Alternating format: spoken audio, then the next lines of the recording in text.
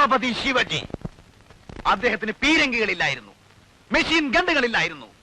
എന്നിട്ടും മലവെള്ളം പോലെ ഇളകിയാർത്തു വന്ന മുഗള സൈന്യത്തെ മുഴുവൻ നേരിട്ടത് അദ്ദേഹത്തിന്റെ ആത്മധൈര്യം കൊണ്ട് മാത്രമായിരുന്നു.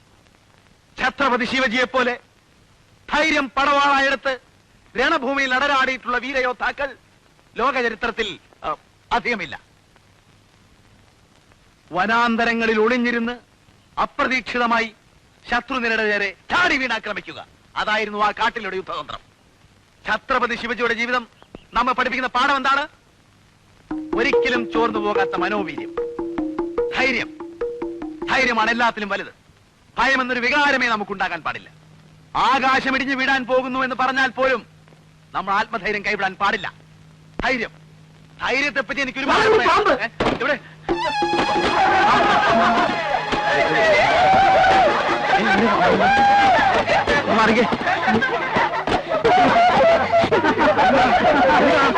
എന്താ പാമ്പ്? പാമ്പോ? ഇവിടെ പാമ്പ് എവിടെ? തന്നോടാ ചോദിച്ചത് പാമ്പ് എവിടാന്ന്?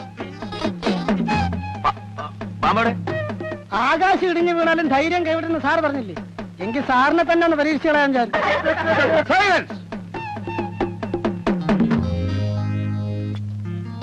ക്ലാസ്സിൽ തോന്നിയ ദിവസം കാണിച്ചാലുണ്ടല്ലോ ഞാൻ നിന്നെ ഡിസ്മിസ് ചെയ്തോളെ. സന്തോഷം. എന്ത് പറഞ്ഞാ? സാറേ, പ്രിൻസിപ്പൽ സാറേ, സാർ ഇങ്ങോട്ട് വന്നത്.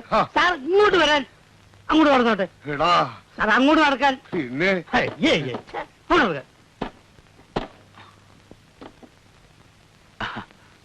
ചുമ്മാ പറഞ്ഞാണല്ലേ?